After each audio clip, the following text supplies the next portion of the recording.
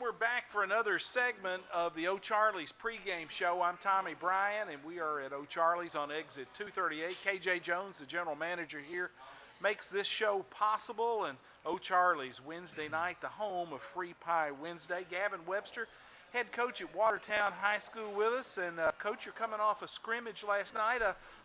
You brought a couple of teams in to Bill Robinson Stadium and had a three-way scrimmage. Who'd you have, and tell us how that went? We had a scrimmage last night with Upperman and DCA. Went really well. Like I was telling you earlier, we had a good scrimmage. Had like all scrimmages, had some positives and had some few negatives that you go back and look on film. You get to work on those. Which I was telling the kids last night. That's why these are scrimmages. You can see what we need to work on, what we need to get better, and.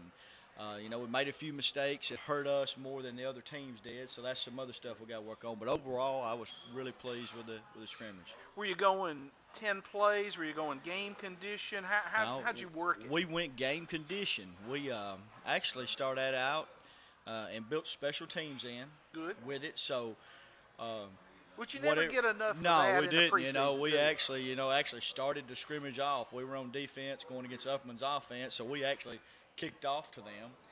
We dummied that down. We didn't want the returners getting hit, so we was live up to a certain point.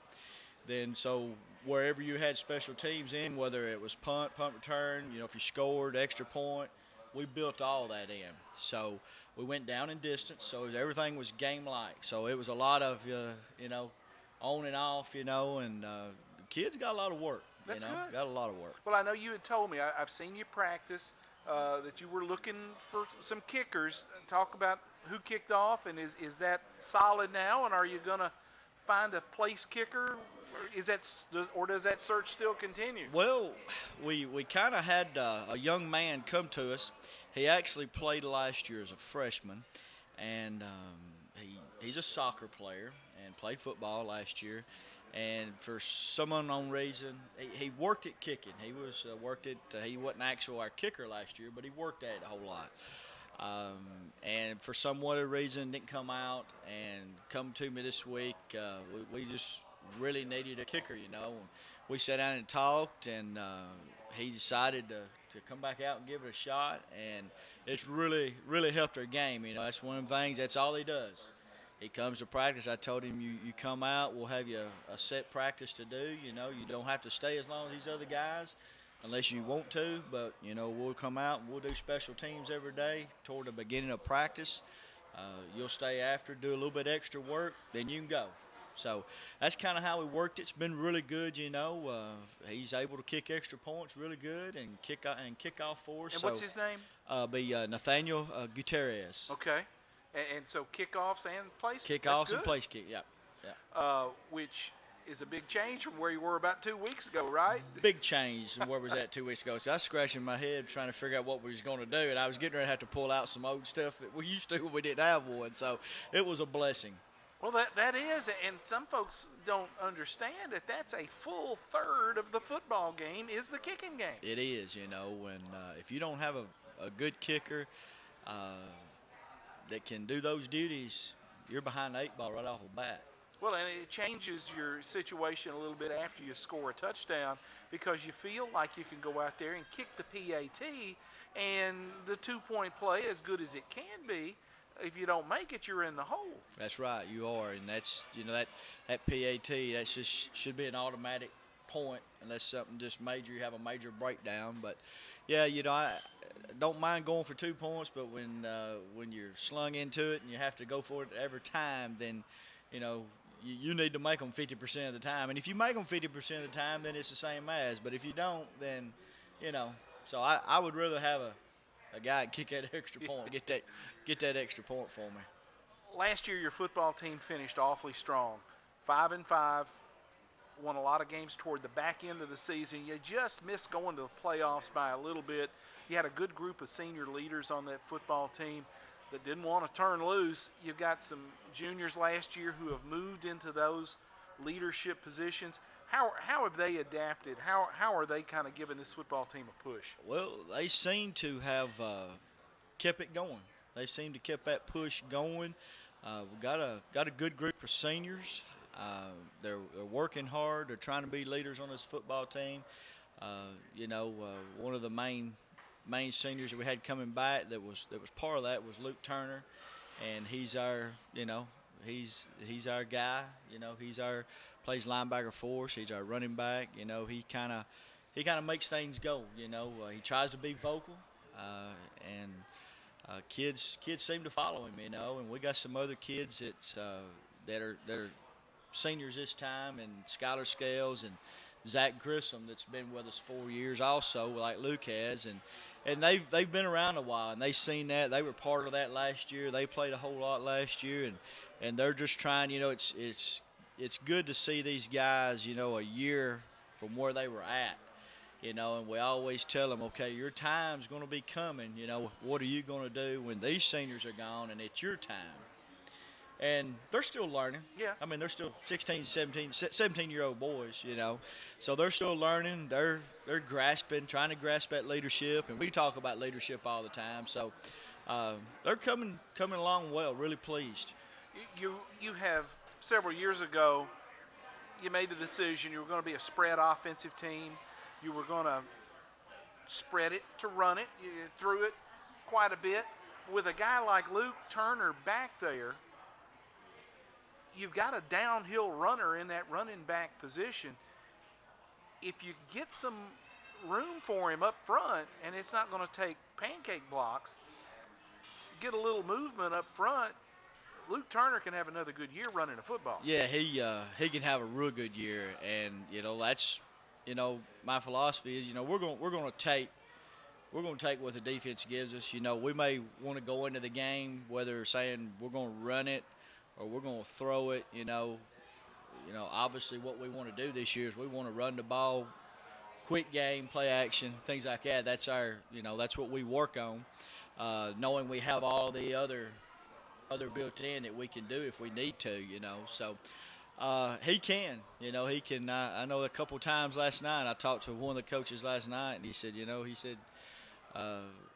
had third and short and fourth short, and I sent two guys through A gap, and your guy runs them over for a first down. He said, he stay healthy, you're going to be all right. And I said, well, I do agree with that, and that's the big key of this whole thing is, we got to stay healthy, be successful. Keep healthy, keep the chains moving. Yes. Keep the defense for the other team on the field and rest up your defense a little bit. And that's the key, if our offense stay on the field, that's great. That's like our first drive against DCA last night. We put together, we started at the 30, and we put together a 15-play drive and took it down and scored.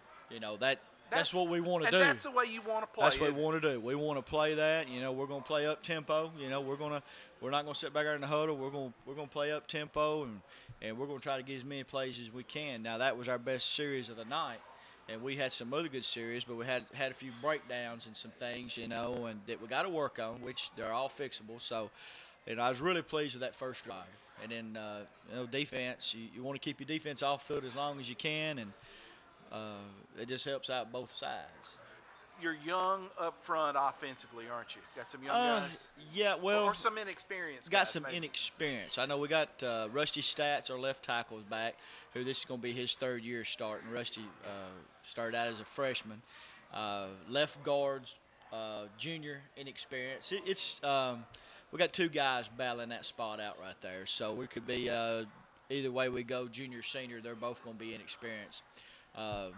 Center, sophomore, inexperienced. Right guard, he's got some experience there in Bryson Watts. He played a whole lot last year in the offensive line. And then our right tackle, he's a senior, but he's really inexperienced. James Vaden didn't play with us last year, played first 2 years, and just had some things going on his junior year. Didn't play, come back out, and he's really come along. He's a big guy, isn't he? James is a big guy, and he's coming of his own. He's just, being Coach Self, who's my offensive line coach, taught all the time, is just really pleased where he's come from where he was at. If he messes up now, he know what he did wrong, whereas at one time, they mess up, they don't know why or what they did. Now he knows, hey, I know what I should have done, which is good. So he's really coming along, and he's anchored down that right side of the offensive line. You've got a new coach to the staff, Coach Hackett, Young guy comes in. I say young. A lot of guys younger than I am He's these 30. days. That's He's young. 30. He's 30. That's He's 30, young. but he's had a lot of experience. He played at Carthage, but he's coached at several places. He's going to be a big help to you. Yeah, Coach Hackett is a big help. Played at Smith County and went on and played at Austin Peay. Then from there, I think he started at Alcoa. Worked a couple years, either a year or two under Coach Rankin. Come back to Smith County under Coach Maynard, and then wound up. He's been the last 3 years at White County as their defensive coordinator. So, Coach Hackett feel very fortunate to have him coming in. I actually turned our strength conditioning program, football team, over to him. Me and a couple other coaches have always done it. I've done it for so long, and it keeps me busy, and I need to let somebody else. So I brought him in, talked it over with him, and he's really taking charge of that. He's coaching our linebackers, coaching our running backs. He's got a great mind. He's defensive minded, so he helps Coach Hewitt some. They talk about it. So feel very fortunate to have Coach Hackett. You've got a good core of freshmen, and I wanted to say we talked about this, maybe 20 freshmen at Watertown High, and that's maybe an all-time high for you. We do. We do, Tom. We've got 20 freshmen. I can think the most. Our juniors this year, I think when they come in, they were about 15, maybe 16 or 17. They're down to probably about 12 now, which is still good for, I can keep 12 every class. That ain't bad. So, but this bunch is 20 good little ball players. They could stay together. They could be very successful by the time they leave Watertown High School. And you want those guys to get action. I know you've got JV games, freshman games. You're going to try to get those guys on the field. Practice is great. Mm-hmm. It is what it is. But playing with lights on and officials with real stripes on, that's a big deal. Yeah, they need game type situations now. And past few years, we're really trying to make an effort to get those guys freshman JV games, So, we've got better each year. The coaching staff doing it. Our coaching staff, they understand that if we want to be better down the road, we got to get those guys playing time now. As like last night, we scrimmaged for almost 2 hours with the varsity, and then we spent it was late. It's 8 o'clock, and then we spent the last 40 minutes with those freshmen. Just they didn't get as much as they did the other night when we came down to Lebanon, but, they got 40 minutes there. They got 2 series of 10 plays on offense and 2 series of 10 plays on defense. That goes a long way. Got a jamboree coming up this week with DeKalb Saturday night at our place. They'll get some playing time there, the first half of the jamboree at 7. Then we kick off right then. We got about seven JV games from throughout the year. So they're going to get some time. They're going to get some playing time. Well, and that's your in-house feeder. Right. That's how you keep those guys hitched, and you're teaching them the Watertown way. We are, and we know we got to work. Trying to teach them that they got to work and they got to be there, and that's the only way you're going to be successful. Is working, you got to be there. You got Gordonsville coming to your place for the season opener on the 21st. Great way to kick off the season. 2 traditional rivals, a game that means something to both programs. It does. It's not a region match anymore. We're not in the same region, but it means there's a lot of history between Watertown and Gordonsville, and I don't know how many years, but it goes back a long ways. Back in probably early 70s, I'd say probably where it started. But a lot of history between Watertown and Gordonsville. A lot of rivalry there.